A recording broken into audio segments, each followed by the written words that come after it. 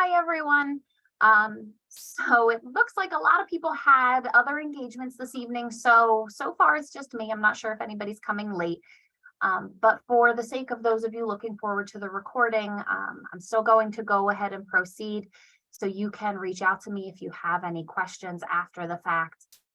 For any of you who may not be members of our community or who may be in our sister buildings, my name is Courtney. I am the director of Tapestries, which is our memory support community here at United Methodist Communities at Pittman. I am a social worker by background.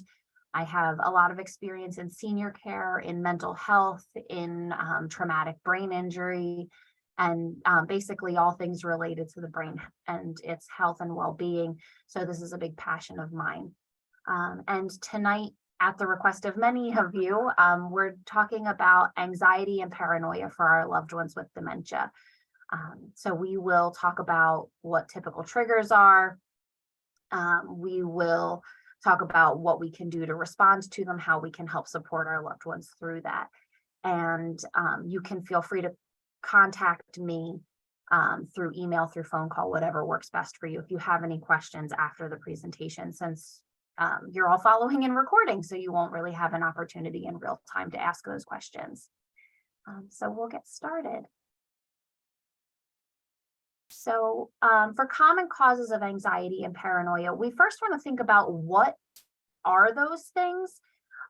We tend to think of anxiety and paranoia as a problem, but realistically, they're a protective measure.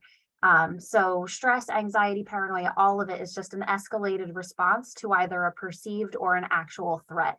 It's something that our brain does proactively to help keep us safe, because you can't solve a problem you don't see, and that means that it could turn into a potentially dangerous situation.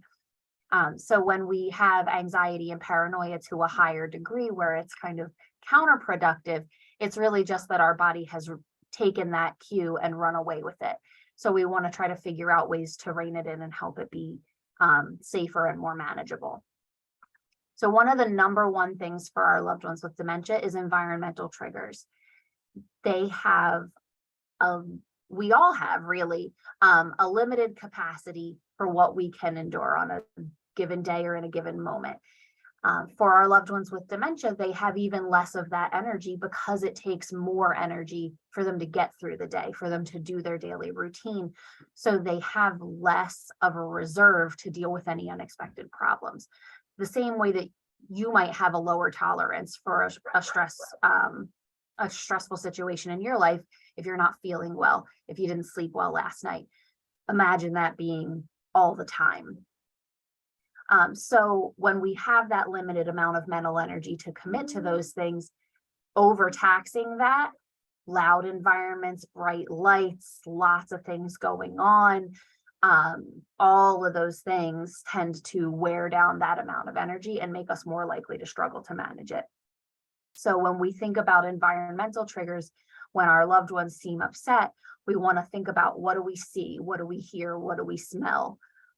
We might want to think about internal sensations. Are we hot? Are we cold? Are we hungry? Are we thirsty? Do we need to go to the bathroom? We want to think about the energy of the room. So is there a lot going on? Is there nothing going on? Because boredom can be just as big a problem. Are we bringing negative energy into the space? If we've had a rough day and we're irritable, it's entirely possible that they're feeding off of that energy. And so all of those things. We also, again, so we want to consider internal factors as well. So confusion, we tend to think of as being pretty normal for our loved ones with dementia, but for them, sometimes it is and sometimes it isn't. Insight can be a curse as much as a blessing often. Some of our residents that are aware that they're confused actually struggle more with anxiety because they don't remember why they're confused, just that they're confused. And it can be very upsetting to them. Again, that hunger, thirst, feeling hot or cold, stomach discomfort, and even it's kind of a strange thing to think about, but bowel discomfort, IBS symptoms. So like if they have diarrhea, if they have gas, if they have constipation, all of that can also trigger anxiety and paranoia. Pain is a huge one. And that can be anything from a headache to a paper cut to chronic back pain to a broken limb and everything in between. Any amount of pain can trigger these responses for our loved ones. Health related issues. So dehydration is a big one. We want to make sure that our loved ones are getting enough fluids. You think about it, our bodies are what, like 70-80% water. If you're dehydrated, you're literally less of yourself. Your body isn't operating the way it's supposed to because it doesn't have the resources it needs, and that can trigger the brain to start to worry about what's going on, even if we're not consciously aware of that. Infection. So you may have heard that a change in mental status is very common with urinary tract infections in the elderly. That's certainly a possibility, but that's true of any infection. It can cause increased confusion, increased distress for our loved ones, as well as any other health issues that might be similar to anxiety symptoms. So if you've got heart palpitations, difficulty breathing, dry mouth, those are all common anxiety symptoms. Sometimes it's a health related issue, but it triggers our anxiety to take hold, or vice versa. So something we want to be aware of. Changes in routine can be pretty dramatic on our loved ones with dementia, particularly if they're long lasting ones. So I know a great many of you have taken your families home for days at a time for visits, and then you kind of notice over time that they don't respond as well to the whole day trip, and you might have to cut it back, or they can't stay overnight anymore, or maybe we just go out to lunch and then come, bring them back, and that can be because they just can't tolerate the change in their routine anymore. Boredom, as I mentioned, is a big one. They don't like to be bored any more than we do, and the idle mind will find something to think about, and sometimes, especially if we're predisposed to anxiety, it can be the not so pleasant places in our mind. Grief and loss, this is true for all of us, and this can be people that we've lost. It can be circumstance, we lost our home or sold our home and may or may not remember that. It could be wishing that they still had a job. A lot of the anxiety that I see in our residents is wanting to feel productive and not knowing how to do that, and being anxious that they're not a fulfilled, helpful person anymore if they don't have that. Their sense of independence, all of that can trigger grief and loss, can trigger anxiety and paranoia. Past experiences and personal traumas. This one seems kind of obvious. We need to consider that we may or may not know what the things that our loved ones have experienced are. We would hope that they would disclose that information to us when they're younger and in better brain health. But realistically, this generation was very private. They grew up in the mindset of, we handle these things on our own, or we handle these things within the family. We don't want to cause anybody any unnecessary stress. So often the experiences that they've had, they keep very close to the chest. So we may not know what the specific situation is that's causing them trauma, but everyone who's ever lived has had some traumatic things happen to them at some point to varying degrees. And so, especially as we go through the process of dementia and we may be lost in different times in our head, we may or may not be reliving those things and not being able to communicate them. History of mental illness. So one of the things that we don't often think about is that all kinds of people get dementia. So this doesn't only happen to people who lived normal, happy, healthy lives their whole lives. It also happens to people who already had struggles. And so now they have an added burden on top of it.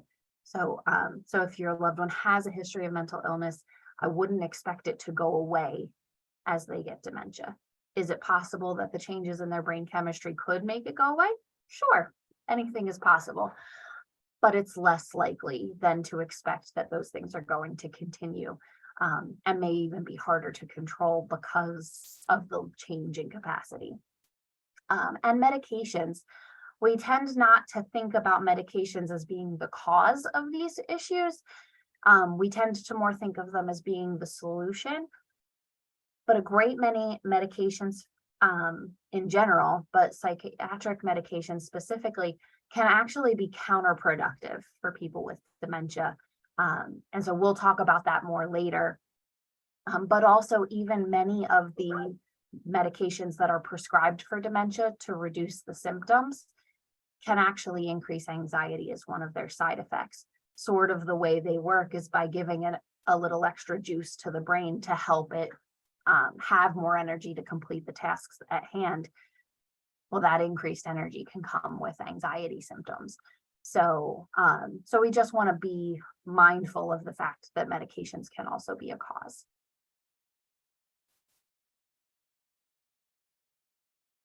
So then what does anxiety look like? So a lot of times it looks pretty similar to what it looks like in a person with a healthy brain. So we may see pacing, fidgeting, restlessness. We may see irritability or anger. We may see calling out or crying. We may see, so confabulation is what it's called when the brain takes a situation and makes up a story to make it make sense. So this is not lying because they're not doing it intentionally.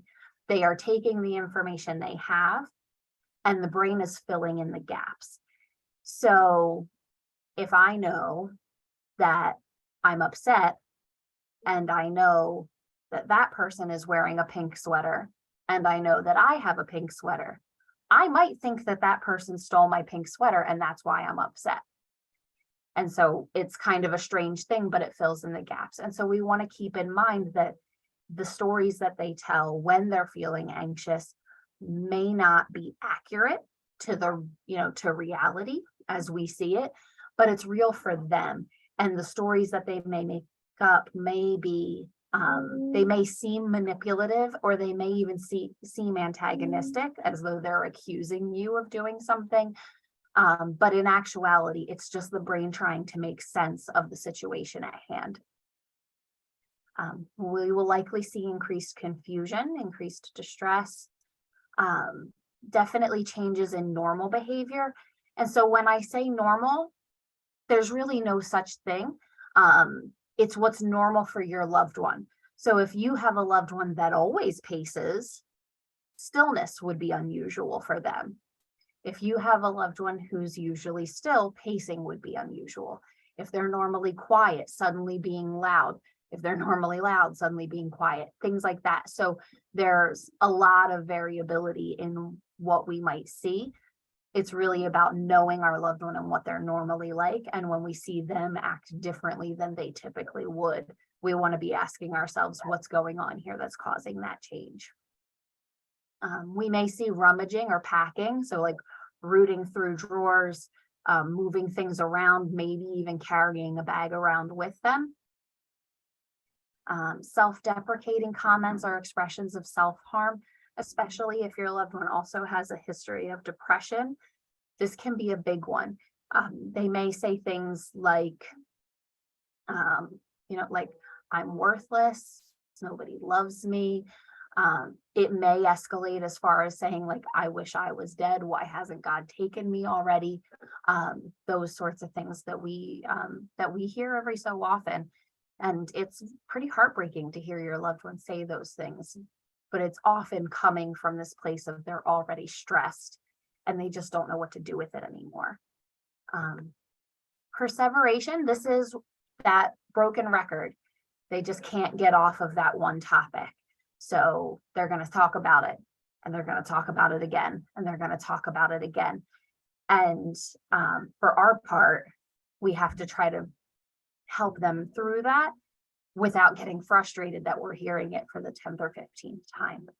And then unusual behaviors, and this is in a more kind of universal sense. So this is something like suddenly taking their clothes off in an inappropriate place, maybe going to the bathroom, not in the bathroom, in the floor, on a chair, in a potted plant, that sort of thing. Overt sexuality, if that's not something that was typical of them, but suddenly they're feeling pretty handsy with people that pass by, that sort of thing. That can be something we see in people with dementia who are experiencing anxiety or distress. So what do we do about it? So, well, for those environmental triggers, when we know that it's that overstimulation, the first thing we want to do is to reduce that overstimulation. So if we can modify the environment, use more natural lights, less fluorescent lights, maybe we can turn down the radio or the television.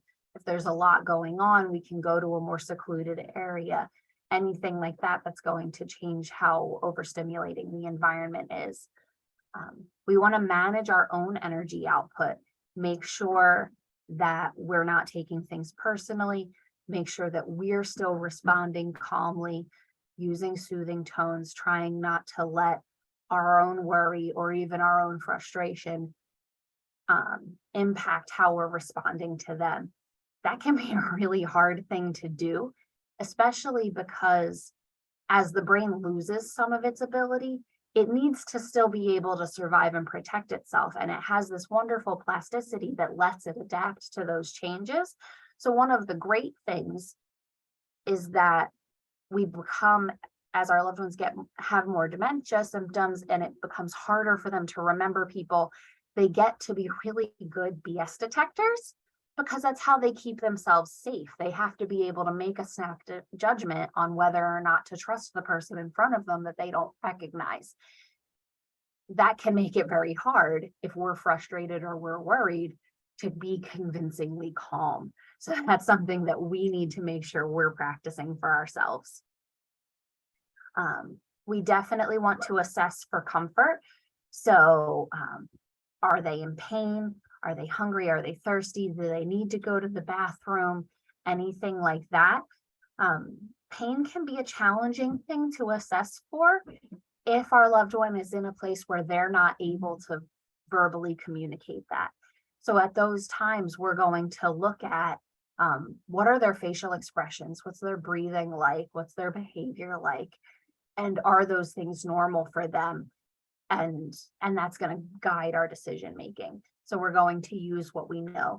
And if we know they have chronic pain, like mom's had back pain since she was 40, then we can pretty safely rely on this being at least part of the problem. And we want to make sure that we're addressing that. Now, if these are chronic problems, we want to make sure that we're ruling out medical causes.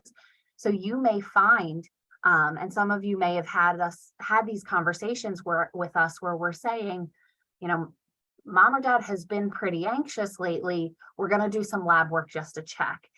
And that's what's happening here, is that we've done all of the normal things to help them manage their anxiety. And for whatever reason, it's still not working. And so we want to make sure that there's not an underlying problem that we're overlooking. And so you can be thinking the same way. Maybe mom is saying she's got to go to the bathroom a lot, but it doesn't seem to be productive. Well, that's not normal urgency anymore. Maybe that's constipation. Maybe that's a UTI and it hurts for them to go. And so they're not willing to, even though that urge is frequently there. And that's absolutely going to drive both pain and anxiety, but we may not find it if we're not looking for it. So if it seems to be an ongoing problem, we definitely want to rule out those medical causes. We want to allow for safe movement and maintain safe distance. So if our loved one is restless, pacing, fidgeting, our instinct is to try to keep them still. 9 times out of 10, that's going to make it worse. So we want to make sure that they're able to move freely in a way that's safe for them to do, whether that's letting them walk, whether that's holding their hand and walking with them, taking them for a stroll in a wheelchair, whatever the case may be, depending on our loved one's ability level. And if our loved one is in such a state of distress that they may strike out, for our own safety and for theirs, we want to keep a little bit of space or do that monitoring and that supporting from a distance where we're not going to get hurt if they lash out. We definitely want to make sure that we use empathy and critical thinking. So think about putting yourself in your loved one's shoes. What would that look like? What would that feel like for you? And what's helpful for you in those moments? I know our instinct often is to tell our loved ones, it's going to be okay. Don't worry, try to relax, let it go. I'll take care of it. Well, I don't know about you, but I know for me, if I'm upset, the worst thing someone can say to me is calm down. It's usually going to pour fuel on the fire. And so we want to keep that in mind when we're dealing with our loved ones too. Telling them not to worry doesn't resolve the problem from their perspective. Even if we know it's not something that's really happening, it's real for them. So instead, we want to go on that journey with them and offer reassurance that addresses what they think the reality is. So if they're worried, I need to go, my children are going to be home from school soon and nobody's there to get them. Well, you're their child, but for them in that moment, you're not, because their children are small. So we need to join that journey. And maybe we're going to say, oh, we knew you were going to be stuck late today, so the neighbor is going to pick them up from the bus stop and keep them until you get home. Or, oh, we've got a babysitter. Or, oh, they had an after school club to stay at today. Something to that effect that addresses their reality in a way that makes sense. And if we can, we want to get them to focus on something else. So that's that redirection piece, get them to focus on a different activity. We definitely want to consider, is this a problem? Now, you might be thinking, they're anxious. Of course it's a problem. But so when I say this, what I mean is, are the symptoms that they're expressing problematic? Okay. If your loved one is pacing, but they have really poor balance and they're at risk for falling, yes, that's a problem. We need to find a way to help them do that safely. If your loved one is pacing, but they're completely able-bodied, they're not hurting anybody, they're not wandering in places they shouldn't be, it's okay to let them walk. And so we want to make sure that in our drive to make things right for them, that we're not overreacting and limiting their ability to self-soothe. Often as we age, we just naturally lose control of a lot of our decisions. Our loved ones take over for us, and it's wonderful that we are able to do that. And it's wonderful that we don't have to worry about that as seniors, but it's still not a natural process to let go of those things. And so we want to give them as much power in making those choices as they can. So if they're able to safely walk, let them do it. So that's kind of what I mean. And when I say protect dignity, this is for those unusual behaviors that I mentioned. If your loved one is going to start stripping down in the middle of a crowded room, that when they're in, a good headspace, that's not something they'd be comfortable with. You might want to try to get the audience away, or you might want to wrap a robe around them, that sort of thing, just to help protect them so that when they do kind of calm down and come back to themselves, they're not overwhelmed at that process, or that's not a new cause for anxiety, so that we end up in this kind of negative feedback loop. I've been anxious, now I did this thing, and now I'm anxious about this thing I did and what comes next. So we've all heard of fight, flight, or freeze response. So this is how our body responds to various degrees of stress. So when we're thinking about what can I do to help my loved one in this moment, we want to think about what their response looks like and what's the purpose of that response from their perspective, which sounds kind of strange. But if you think back about your mom, your dad, you've probably seen them anxious a handful of times, at least throughout life. Maybe they managed it well. Maybe they didn't, but there's probably at least a few times you can think of when you've seen them stressed. What did that look like for them? How did they cope with it then? You know, maybe dad had a beer after dinner every day, and that was how he relaxed. That is still an option now. Um, maybe mom took a walk or made a phone call to a friend every night and vented, and that was how she dealt with her stress. We can use that, figure out ways to help support that routine. Even if they don't remember that routine, somewhere in the brain, it holds on to like the emotional footprint of that routine and helps it still benefit us. And we can also think about what physical symptoms do we notice. So stress and anxiety tends to have a handful of consistent symptoms, even regardless of whether we're a flyer, a fighter, or a freezer. So when we think about stress and anxiety, one of the things that happens for a lot of us is that our heart tends to race. What's this, excuse me, what this is doing is pumping extra blood and oxygen to our bodies to prepare us either to run away from the problem or to confront it. So that's a thing. Our muscles tense, again, preparing us either to run away or to confront the problem.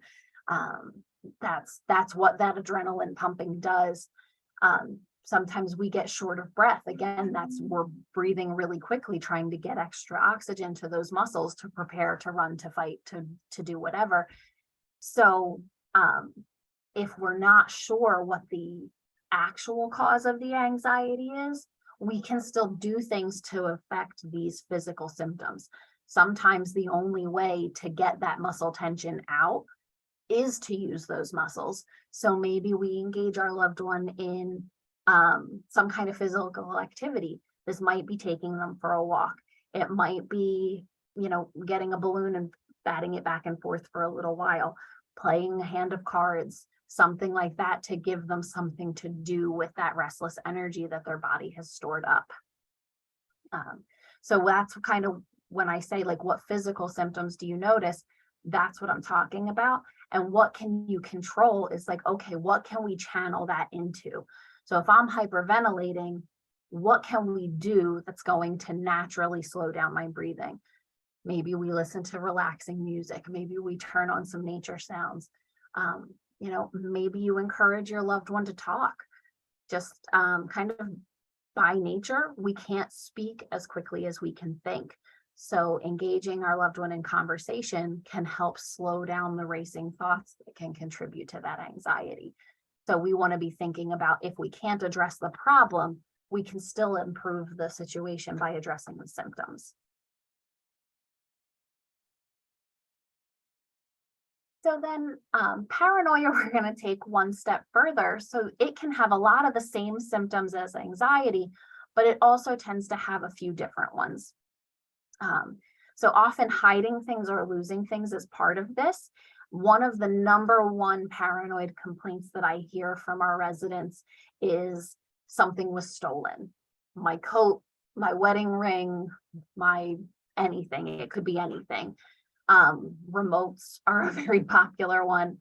And so what often happens is that they know this item is valuable, so they put it in a safe place, and then they forget the safe place. And again, that brain is confabulating, it's filling in the gaps. This is valuable and I can't find it, therefore it must have been stolen. And so at these times, that confabulation might be accusatory. They might be accusing you of stealing something. They might be accusing other residents or people walking by of stealing things, that sort of thing. So we want to be mindful of that. And again, try not to take it personally if we are the target of those accusations. They might be seeking reassuring people.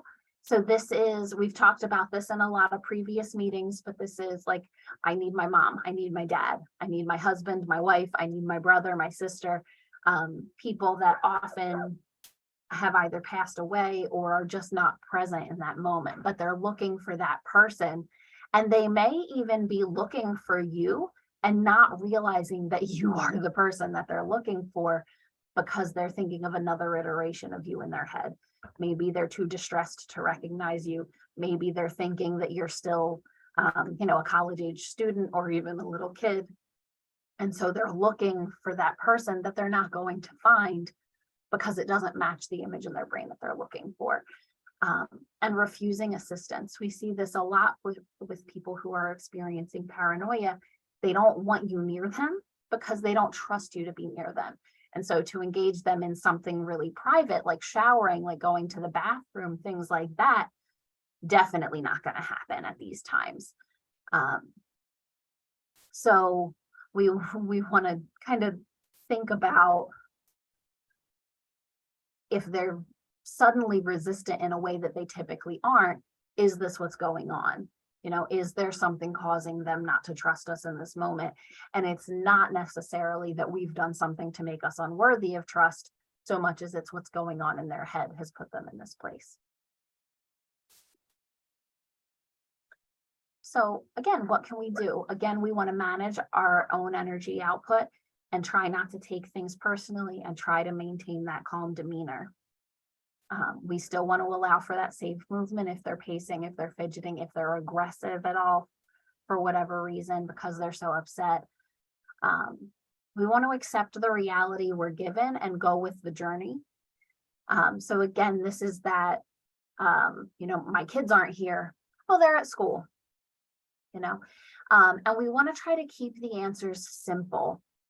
Often when we are trying to explain something to our loved ones with dementia, especially when they're in a place where they're kind of disconnected from our reality, we over-explain.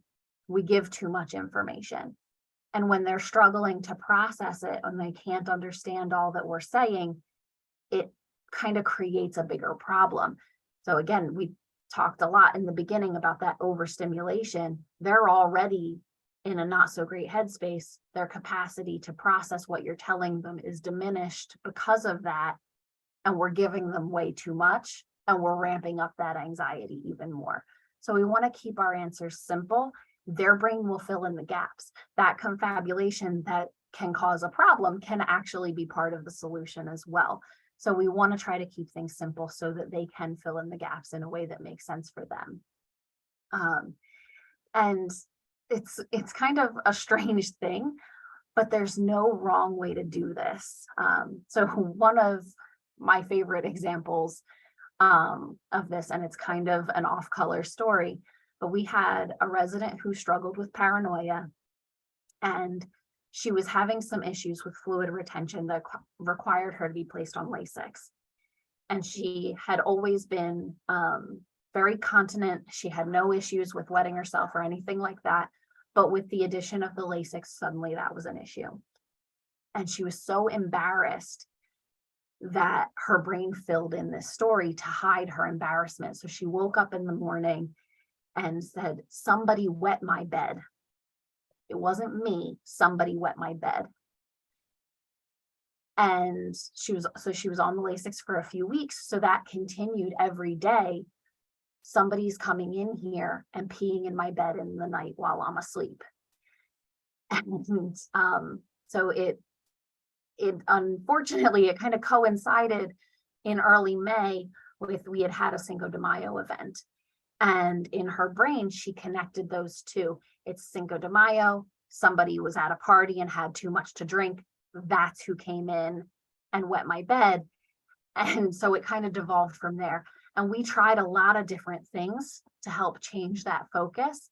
And what eventually ended up working is that we told the resident that we found the person who was responsible and that they had been deported.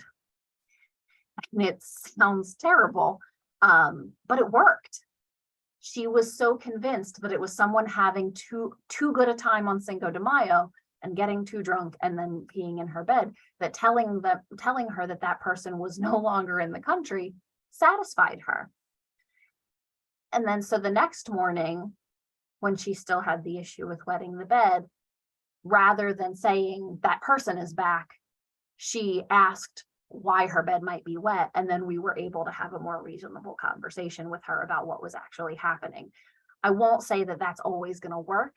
It was very fortunate that it worked for that person, but that's just an example of how you can go with the journey and how you keep your answers simple and match them to the situation that the person is giving you. Use the reality they're giving you, use the information they're giving you, and build a simple story that kind of ties that together with a neat little bow. It can often be helpful. So we want to validate and redirect if we're able to. So again, this is not, don't worry about it, you're overreacting. That's not going to make anything better. It's usually going to add to the frustration. So instead, oh my gosh, I'm so sorry. You're right, that's terrible. Someone stole your wedding ring. Why would they do that? We've got to find it. By all means, play into that. And then you'll maybe say, this building's got security. I'm going to go talk to the security officer and make sure that we get to the bottom of this. In the meantime, why don't you go do something? So you're going to fill in an activity. Let's watch some television. Let's go listen to music. Let's go get a snack, whatever makes sense for your loved one, whatever they enjoy doing. But by all means, validate that emotion. You feel like something's been stolen? Let's talk to the cops. Go ahead and take out your cell phone and have a pretend phone call. They may want to talk to the person themselves. If you've got somebody that you trust to go with the flow, go ahead and give them a call, give them a brief description of what's going on, or shoot them a text and let them know, hey, I'm going to call, please pretend you're the police department. It works really well, actually. So that can be something valuable that we can try in these moments. Correct the situation if possible. So if they're saying my wedding ring is lost, and you know where it is, maybe you took it home because you didn't want them to lose it, bring it in and show it to them. Maybe it really is lost somewhere in their room. If you can find it, find it. That's the best way to resolve the source of that stress, is to fix it. You might want to, if it's an item that's easily replaceable, you might want to get multiples of that item. So like I said, remote controls, wallets, things like that. Go ahead and buy 2 of them. Keep one on standby, 2 that look exactly the same, so that one goes missing, you can replace it with the next thing right away, and that gives you time to find the original again. And offer alternatives for things that they commonly lose, or for valuables that you're worried they may lose. I know jewelry is a big one. A lot of our ladies hide it and then can't find it. Or even a lot of our ladies, as their bodies change as they get older, the jewelry gets loose, it gets ill-fitting, it slides off, and then they really can't find it.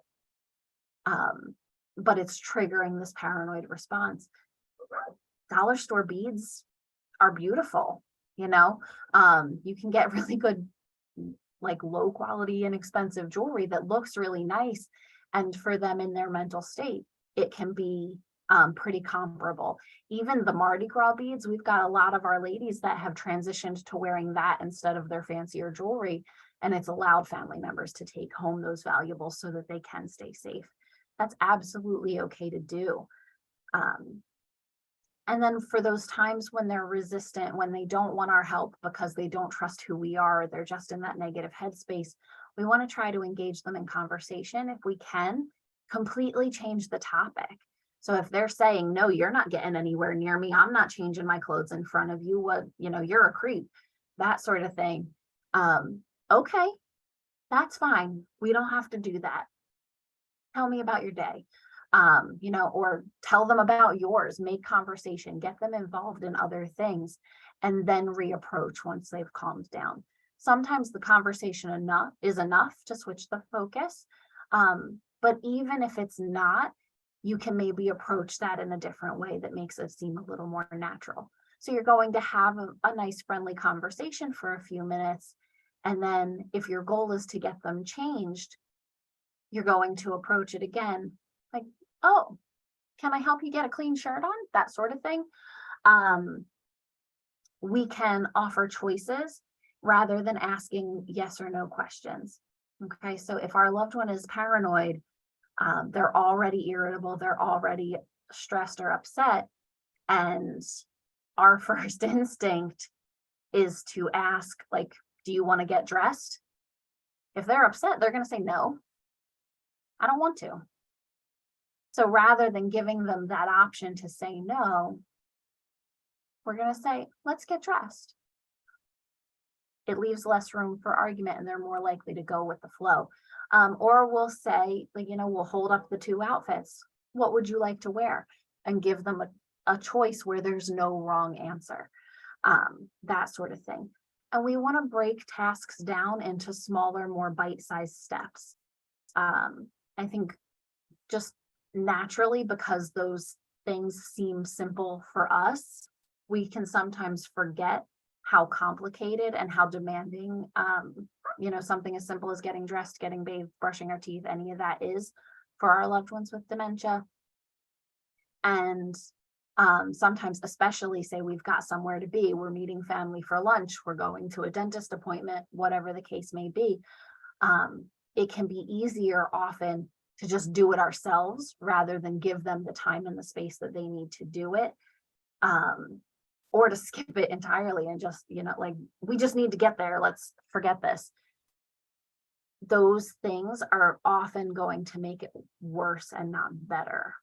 So if we're in a hurry, if we're frustrated at how much time things are taking, they're feeling that energy and it's going to increase their paranoia. And then you do take them out, for family, for a doctor's appointment, for whatever. And then we wonder why their behavior isn't maybe so great while they're in that unusual setting. Well, we changed their routine, but we also kind of aggravated them leading up to that. So we set them up for failure. And we set ourselves up for failure. So instead, we want to give ample time and we want to break those things down.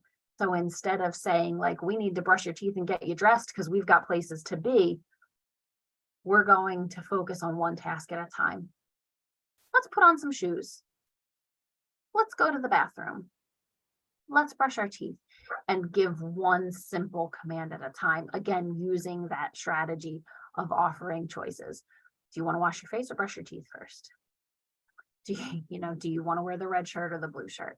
That sort of thing, and break things down into smaller pieces.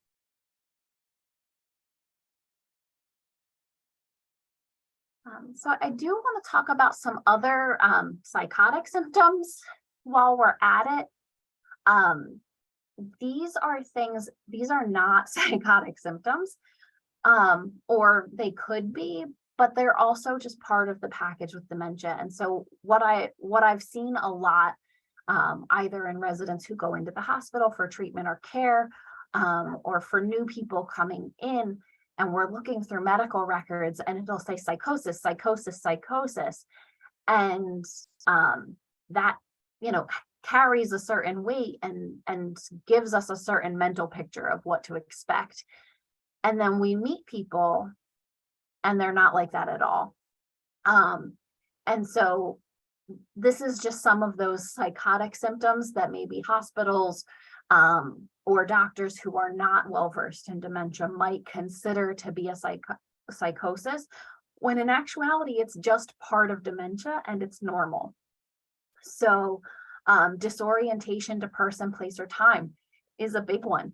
If your loved one cannot remember who they are or like how old they are, we have a resident who is 99 years old who thinks that she is 35. She's not psychotic. She's got dementia. And as far as she's concerned, she's 35. Now, because of that, she doesn't know she's in Pittman, because at that time in her life, she lived somewhere else, and that's where she feels that she is. So it's not that she's, crazy or that she's psychotic. It's part of the process of dementia. Same is true. So these are delusions, so I think often we mix up delusions and hallucinations, or we think of them as being kind of interchangeable, like they're the same thing. So a delusion is a belief that is not based in reality, whereas a hallucination is a sensory experience that is not based in reality. So my delusion might be that I'm 35 and my children are, in second grade, when in actuality I'm 99 and my children are in their 60s and have children and grandchildren of their own. That's a delusion. I believe something that's not true. But again, that's part of the dementia. A hallucination is when we see something, hear something, smell something, feel something that's not there. So that might be, do you see that little kid over there? I wonder where their parent is. And there's really no child there. It's okay. Hallucinations are not a guarantee with dementia, but they are pretty common. And so again, when we think about these things, we want to think about, is this a problem? So when we think about, is this a problem as far as hallucinations are concerned, we've got a resident that sees children everywhere, and you'll see her, she'll bend down and she'll get a big smile on her face and she'll say, "Hi, sweetie, how are you? Aren't you beautiful? Where's your mommy? Are you okay? Can I help you?" She's happy. She's seeing a child that's not there, and she's talking to a child that's not there, but it's making her happy because she loves children and she thinks she's helping this little girl. Not a problem. Now we have another resident who also sees things, but what she sees is spiders crawling up her wall and snakes in her bed. And that's terrifying for her. That's a problem. So when we think about these things, that's the mindset we want to have. Is this causing distress? Is this causing, hurt in some way? Yes, absolutely deal with it. But if it's not a problem. And so these are psychotic symptoms for some people. But if your loved one has zero history of psychiatric issues in their past, you don't randomly develop schizophrenia in your 70s and 80s. It just doesn't happen. So if your loved one was not schizophrenic before, they're not now. What's more likely going on is that the brain is self-stimulating. So when the vision centers of our brain don't have enough to do, and as they get weaker because of the process of dementia, they don't have enough to do, they start kind of doing their own thing, almost like playing make-believe with themselves. And so that's where these hallucinations come from. That's why they may hear things that you're not hearing or see things that you're not seeing. It's kind of the same as when you're having a conversation with somebody and you notice that your mind is wandering and you suddenly have no idea what they've said. Our brain can process about 600 words a minute, but our mouths can only speak about 200 words a minute. So if our brain is bored with the conversation, it's filling in those other 400 words, and that's why we're suddenly checked out of the conversation. It's a different sort of the same thing. If the brain is bored, it's going to self-stimulate, and sometimes that can result in seeing things, hearing things, believing things that aren't really grounded in reality, but it's the brain trying to keep itself moving. And if we keep that perspective, we're more likely to understand it and not to let it scare us or startle us. And I want to stress that, especially if you do have loved ones that go into the hospital and you start to see these things, or the hospital starts to say, they're having psychosis, we're going to prescribe a medicine for it. You can kind of know better and say, maybe that's going too far. Let's pump the brakes, because this is part of their disease process. So, same goes for wandering. This is a classic dementia symptom. It is not a psychotic symptom. It may be for people who have history of psychosis, but again, if your loved one never had it before, it's now part of the dementia. They haven't randomly developed a mental illness. And same with taking others' belongings. It's not that they suddenly like to steal things. They believe that's theirs, or they believe that they know where it goes and they're taking it and putting it away. It's not deliberate. So I really just want to touch on this because I do think that it's something that gets misconstrued a lot. And I want you to have a realistic expectation of what that looks like. So again, when we're talking about these things, is it a problem? Is it causing them distress? Is it putting them in danger with other people? If they're wandering into someone else's space and taking someone else's belongings, maybe that is a problem because that person is upset about it and now they're in a confrontation. Absolutely, we're going to address that. But if it's okay, if they're wandering, but they're not invading other space in the process, that's all right. That's not a problem. go on the journey, allow for safe movement, all these things that we've talked about. Monitor interactions and intervene if necessary. This is a big one when we have those loved ones who are seeing things, hearing things, moving into spaces that aren't theirs, or taking things that aren't theirs, that other people around you may not understand.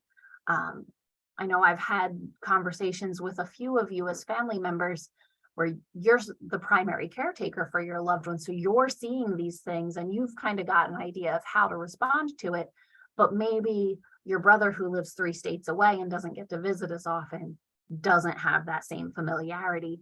And so it's very upsetting for them. And so when mom says, starts talking to the little child in front of her, and your brother is saying like, no, mom, there's nothing there, you really need to stop. You're going to want to intervene, because that's going to make the situation worse. If we're calling attention to the fact that they're struggling, we're putting them in an embarrassing situation, or we may be pushing them further over the edge into that anxiety, and we want to kind of reel it back. So we want to monitor interactions, make sure that they're safe, make sure that they're making the situation better and not worse, and intervene if necessary, particularly if it's a situation where it may come to conflict. If they're taking something that doesn't belong to them because they believe it is theirs, you're going to want to step in and let that person know it's okay, I'm going to get it back. You'll get it back. They don't understand, that sort of thing. And return the items when possible. So I know it's a little bit different here, but if we have a resident who takes something that doesn't belong to them, if we can talk them into giving it back in that moment, absolutely, we will. But if it's going to cause them a lot of distress and the other person is okay with it, we may wait till they sit the item down and then take it and return it. Just to prevent embarrassment on part of the resident who took the item, and also prevent distress on the person who wants it back. So just some things that we want to consider.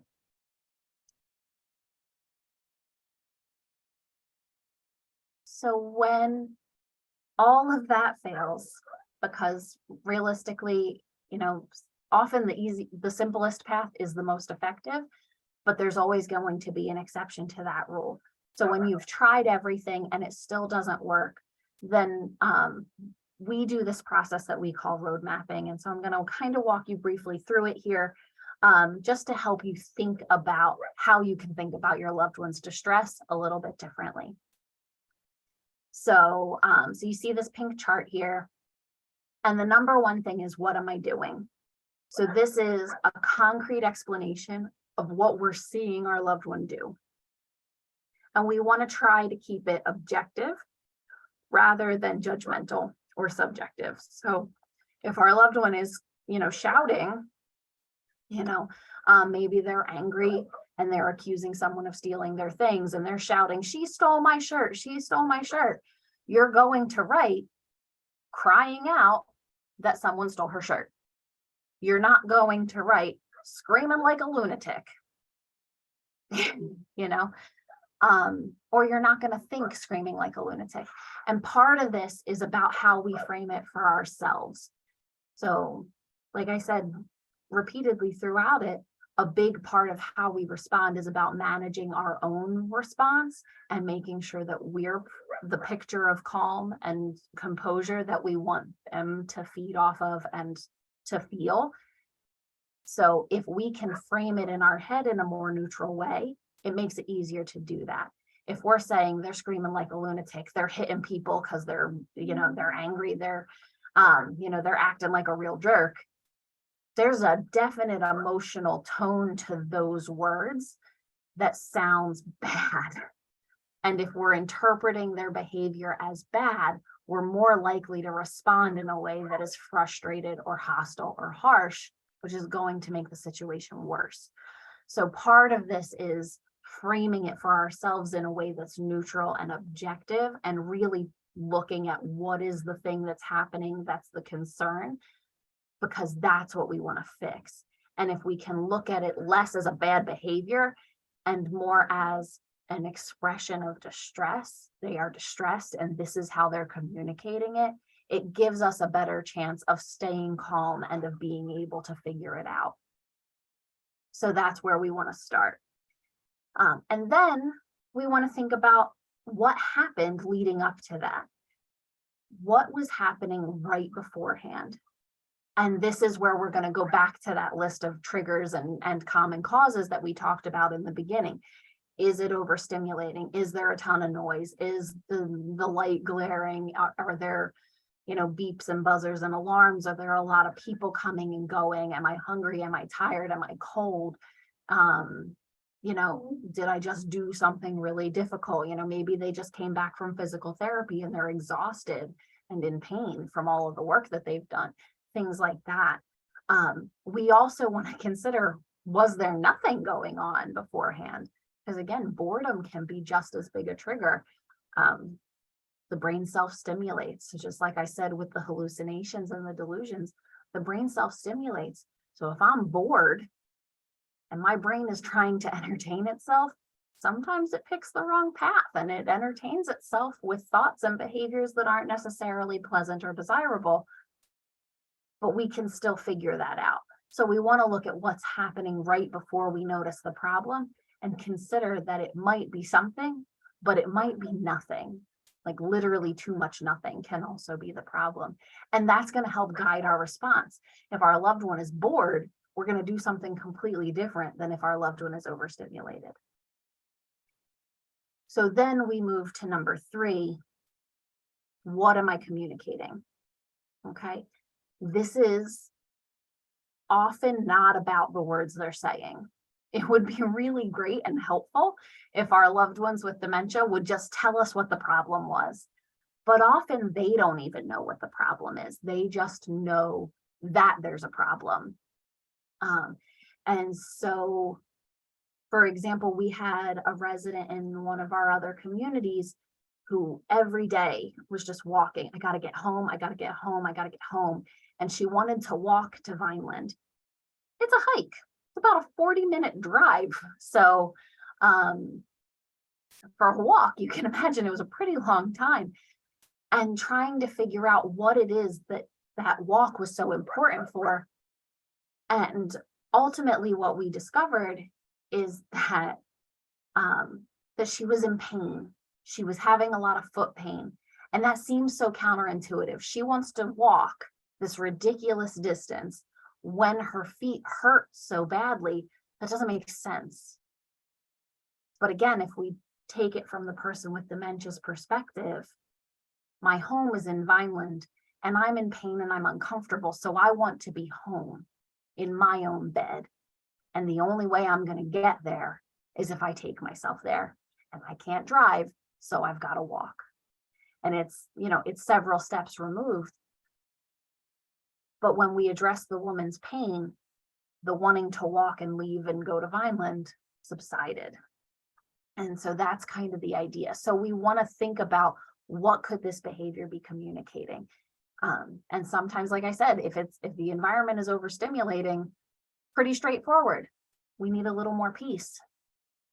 Easy, done.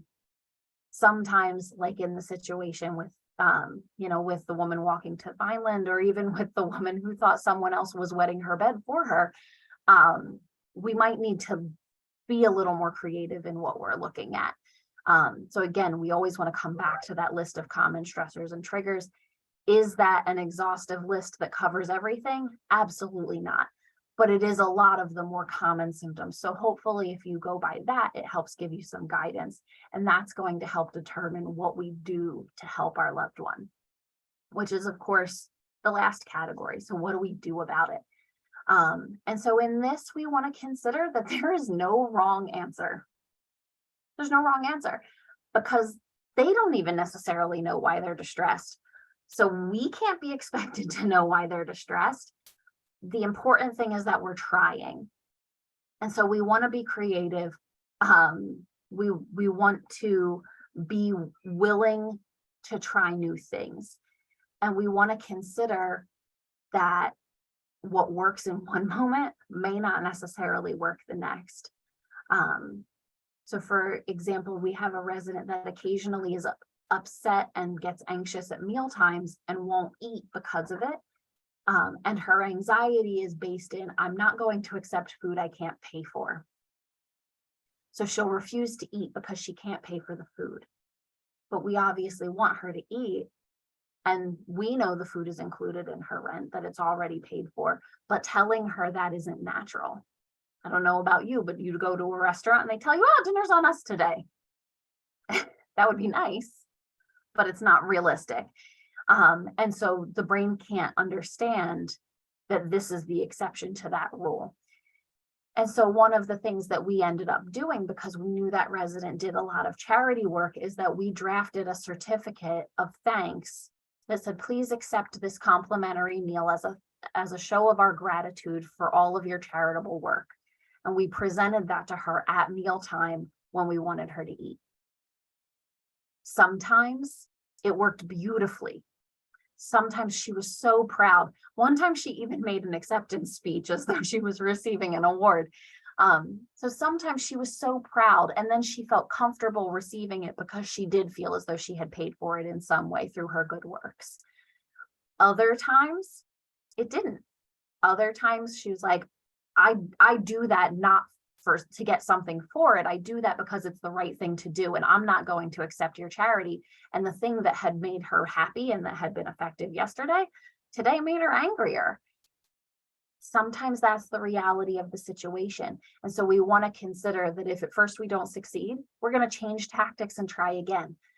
The beautiful thing about this is that in 10 or 15 minutes, they're not going to remember it anyway. So if it didn't work, you've got a blank slate to start over and to change tactics and see if it sticks. And then the more we do that, the better we get at doing it, which is a nice thing. We get a little better at reading their moods and their cues, and hopefully knowing which thing to try is going to help in that situation. But it's okay if it's a process. It's okay if it takes us a lot of time. And we want to try to keep that in mind for ourselves, because I think we put a lot of pressure on ourselves. I've got to get this right. My loved one is struggling and I need to make it better. And then that added burden isn't doing anybody any favors, because now we've heightened our own anxiety and we can't resolve the situation calmly, and we can't think clearly and rationally about it because we're distressed too. So try to do the best you can to keep in mind that it's okay if everything isn't 100% successful the first try, or if something that worked suddenly doesn't, it's okay. We just keep practicing. And so the last thing that I want to talk about is the role of medications in managing anxiety and paranoia. Often when I talk to families about these symptoms that their loved ones are experiencing, this is one of the first things they want to know, is like, is there something we can give for that? Yes. But as in all things, it's not quite that simple. So are there medications to help these symptoms? Yes, absolutely. Are they a catch-all that's going to work for all of our loved ones? Absolutely not. And so we want to be really careful about the way we pursue medication. So just as every person's experience with dementia is unique, everyone's response to medication is unique. So when we think about whether medication is right for our loved one, we want to consider, is this a new issue, or is this something that they've been dealing with for a long time? Now, if it's a new issue, we might want to look and try to figure out what caused it before we start throwing pills at it. Because if they've never had this struggle before and they've never needed medication before, odds are good they don't need it now if we can just figure it out. If it's a chronic issue, then we hopefully already have experience helping them deal with it. And then we're going to look at, okay, what worked? So if your loved one has had, an anxiety or paranoia their whole lives, whether that was a thing that happened that was part of their day-to-day existence, or whether it was, they got really weird around the holidays because they were so stressed out, or they had like a really hard time in summer, something like that. For some of our loved ones, it is cyclical or timely in nature like that. We want to think about, what are those patterns? What's worked? in the past, and how do we use that to our advantage now? So we've got a resident who has never liked the Christmas season. She had a lot of childhood insecurity and trauma wrapped up in Christmas time. She naturally gets more anxious and more paranoid and a little bit more agitated and irritable pretty much from November to January. And we know that's part of her process. We're going to deal with that differently. And so for some people, if throughout her life, the way that she coped with that was going to the doctor and getting a short-term anxiety medication to help in that moment, then that's a thing that we can also follow and do for her. But she didn't. So we want to look at how did she manage it? And a lot of it was boundary setting. I'm not going to go to overtly holiday functions. I'm going to spend time with my family, but it's not going to be Christmas caroling and tree decorating and, you know, icing cookies and things like that. We're not going to invite that resident to do those kinds of activities because we know that those activities are going to increase her agitation, increase her paranoia. And so that's kind of the idea. We don't need to medicate her. We just need to change what we invite her to do. And we need to make sure that not all of our activities are Christmas focused, because I'm sure she is not the only one that has difficulty at this time of year. So that's kind of the idea. We want to think about what has worked in the past and does it still work now? And a lot of times the answer is yes, it does still work. So after that, we want to think about what are acceptable risks. So when we think about medication, it comes with side effects. And often for the elderly, the side effects tend to be more severe. And often for people with dementia, they tend to be more severe even than that. And so we need to think about what are we willing to risk. So if mom is really upset and really anxious and really paranoid and she's crying all the time, and we can give her a little bit of Xanax to take the edge off of that, is that worth the reality that Xanax increases the chances she may have a fall?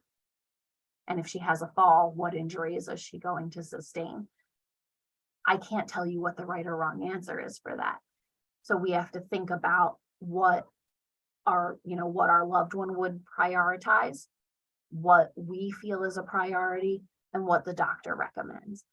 What's an acceptable risk and how manageable are those risks?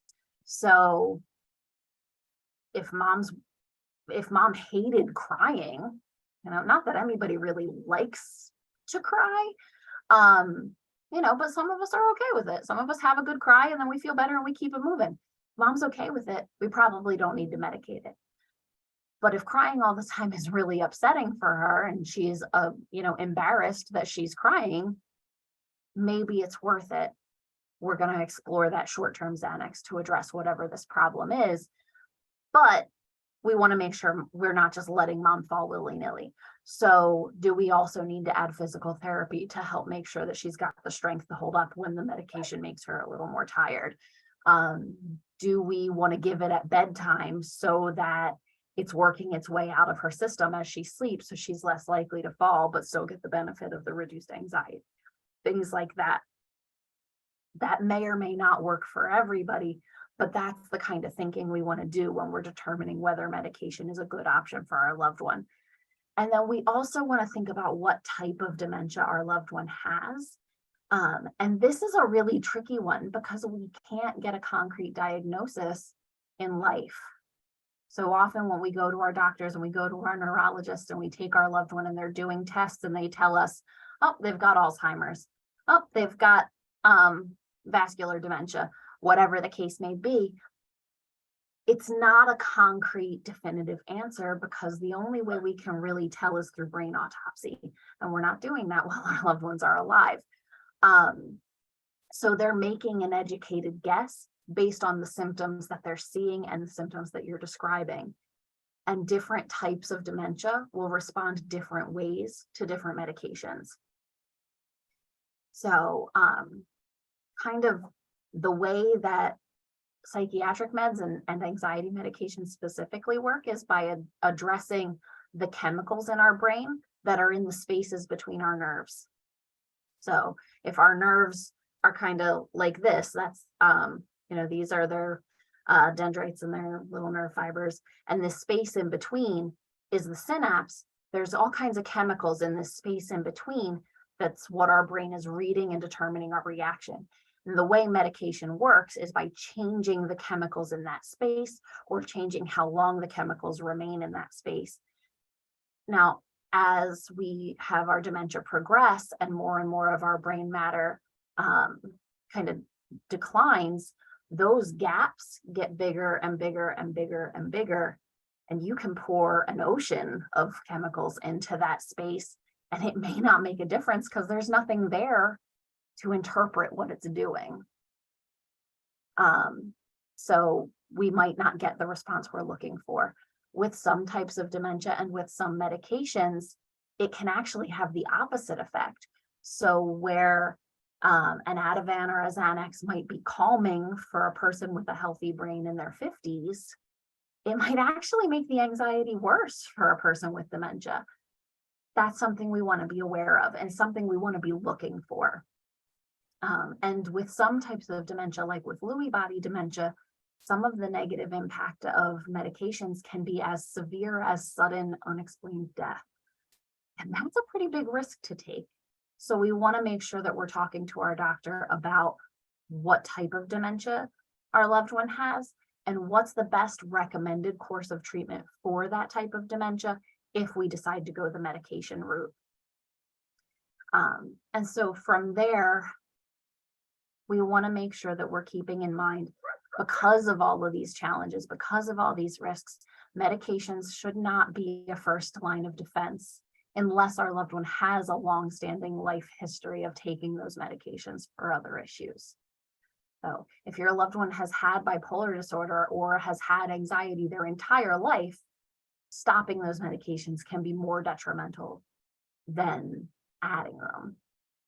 So obviously that's an exception. But if we've been able to manage independently without medication our entire life, we don't want to suddenly run for a pill to solve the problem until we've tried some other things. We want to make sure that we're talking with the doctor about dosing, that doses should be started very low because the elderly brain is so much more susceptible to them, especially for those of our loved ones that have dementia, and increased very gradually. We don't want to just pump a ton. Like I said, you can throw an ocean of medication at that, at that brain, and it may or may not make a difference. That doesn't mean we want to start with the whole ocean. We want to start with a small, maybe a trickle or a puddle before we do that and see how it goes, and increase gradually. We want to make sure that we're aware that psychiatric medications take a lot of time to get into our system and have the right effect, and also to get out of our system again. So one of the ways that all brains protect themselves is through something called the blood-brain barrier. And it's what it sounds like. We have our blood vessels are arranged in such a way that blood doesn't just dump everything in your bloodstream right into the brain. It's trying to protect it. So when we add a psychiatric medication, it typically takes 2 to 3 weeks for that medication to get through the blood-brain barrier into the brain to have its full therapeutic effect. That doesn't mean it won't have an impact on day one, but it does mean that we don't know what it's really going to do until that 2 or 3 week mark. And similarly, when we stop a medication or change a medication, it takes pretty much that same amount of time to get it fully back out of the system. So if we're going to add a medication because we've considered all the other alternatives, we've tried what we can try, we don't know what else to do, so we're going to give this medication a shot. We can't give it for 1 or 2 days and be like, well, that didn't work, try something new, because we didn't give it a chance and we didn't give them a chance. So we've got to be a little more patient. We've got to consider that some of the side effects that we may see during that time, even if they seem a little scary, might go away around the 2 week mark. And suddenly it might be no problem. realistically, it might not go away. And at the 2-week or 3-week mark, we might realize this isn't the medication for our loved one. Let's stop it. And again, we've got to give them that same amount of time to come off of it and make a change until we find what is right for them. That's a lot to put somebody through. So again, that's got to be part of our, part of our decision. And that's why we make those decisions with medical professionals who have experience, and preferably with medical professionals who specialize in geriatric care and prescribing, so that they're aware of all of those kind of nuanced interactions that can happen for seniors, especially because a lot of our loved ones are on a lot of different medications, and we want to make sure we're choosing something that works for them, that addresses what they're experiencing, and that doesn't interact with their other medications. And we want to consider that if we stop a medication, reduce a medication, change a medication, it's still going to take that much time to get out of the bloodstream too. So we may still see some of those wonky effects lingering even after the medication stops for a few weeks. And unfortunately, some of those side effects may not resolve. And this is really just about the way that the brain works for our loved ones with dementia. Everything that we go through, every experience that we have, impacts how our brain recovers. And so as our brain gets more strained and has less ability to bounce back, we may notice that sometimes those changes are permanent, or that maybe they only gain back about 50% or 80% of where they were before, but things are still a little off. And so again, when we think about what's an acceptable risk and how do we mitigate those risks, this is something we want to take into consideration too. Now, I know that sounds really scary. It sounds kind of overly negative, but kind of like I said in the beginning, you can't solve a problem you can't see. So this isn't meant to scare you away from using medications if your loved one needs them and could potentially benefit from them, but it's about making sure that you have all the information so that you can make a conscientious decision about what's best for your loved one.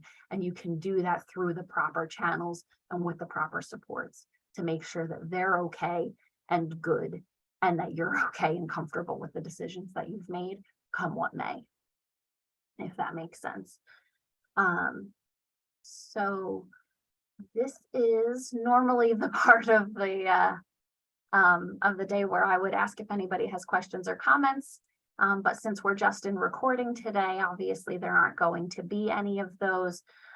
So I am going to, for anyone who doesn't have it, I'm going to add my email address in the chat.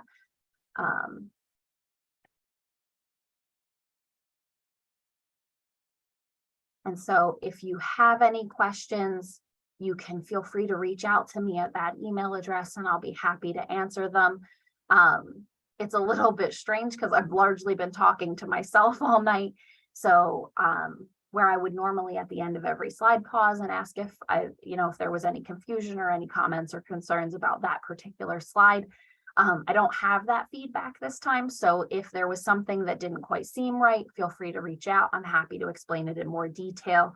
And if email isn't really your thing, I'm also going to add my direct telephone line in here. And so that will lead you right to me. So if you have any questions, feel free to call, feel free to email. I'm happy to support you in whatever way I can. And if I can't, I'm happy to try to connect you with the person who can. So you've got that information now, and I will be sending out the recording tomorrow.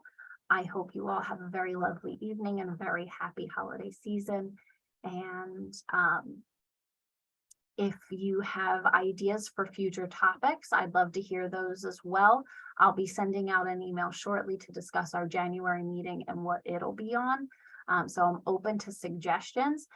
As of right now, I believe the next topic on our list is pain, and how do we figure out what's going on and how do we help our loved one deal with it. But if you've got a more pressing issue that's going on, I'm happy to change gears so that we can address that. So feel free to give me a shout. All right, everybody, have a lovely day.